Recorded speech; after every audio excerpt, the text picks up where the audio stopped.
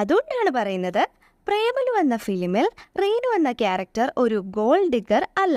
Reenu gold digger ആണെന്നും സച്ചിന് UK visa കിട്ടിയത് കൊണ്ടാണ് അവർ തമ്മിലുള്ള റിലേഷൻഷിപ്പ് വർക്കൗട്ട് ആയതെന്നുമൊക്കെ ചില ഫിലിം ക്രിട്ടിക്സ് പറയുന്നുണ്ടെങ്കിലും അതിനൊക്കെ മുന്നേ തന്നെ അവർ തമ്മിൽ ഒരു ഇമോഷണൽ കണക്ഷൻ ഡെവലപ്പ് ആകുന്നതായിട്ട് കാണാം. സച്ചിനെ ആദ്യം റിജക്റ്റ് ചെയ്യുന്നുണ്ടെങ്കിലും അവന് ഫേക്ക് പ്രോമിസുകൾ കൊടുക്കാതെ വലിയൊരു ഹാർട്ട് ബ്രേക്കിലേക്ക് അവനെ തള്ളിവിടാതെ ക്ലിയർ ആയിട്ടാണ് കാര്യങ്ങൾ പറയുന്നത്.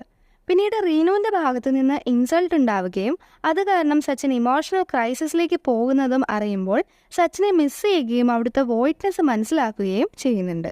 തൻ്റെ ഭാഗത്തു നിന്ന് വരുന്ന സ്റ്റേറ്റ്മെൻറ്റ്സിനും ഒപ്പീനിയൻസിനും ഒക്കെ മാക്സിമം ക്ലാരിറ്റി എൻഷുർ ചെയ്യുക എന്നൊരു കാര്യവും റീനു ചെയ്യുന്നുണ്ട്. ചില തിയറീസിൽ പറയുന്ന പോലെ റീനു ഒരു മെറ്റീരിയലിസ്റ്റിക് ഗോൾഡ് ഡിഗർ ആയിരുന്നെങ്കിൽ ആൾക്ക് വെൽ ടു ഡു ബാക്ക്ഗ്രൗണ്ടിൽ നിന്ന് വരുന്ന പണവും പ്രതാപവും ഒക്കെയുള്ള ആദിയെ ചൂസ് ചെയ്യാമായിരുന്നു. എന്നാൽ റീനു അങ്ങനെ ചെയ്യുന്നില്ല. ഈവൻ സച്ചിൻ്റെ ഫിനാൻഷ്യൽ സ്റ്റെബിലിറ്റി ഒന്നും നോക്കാതെ തന്നെയാണ് അവർക്കിടയിൽ ഒരു ലവ് ഫീലിംഗ് വർക്കൗട്ട് ആകുന്നത്. UK പോയിട്ടില്ലെങ്കിലും സച്ചിൻ്റെ കാര്യം നോക്കിക്കൊള്ളാമെന്നും പറയുന്ന റീനു അവൻ്റെ പ്രസൻസിനാണ് വെയിറ്റേജ് കൊടുക്കുന്നതെന്ന കാര്യം ഇവിടെ ക്ലിയർ ആണ്.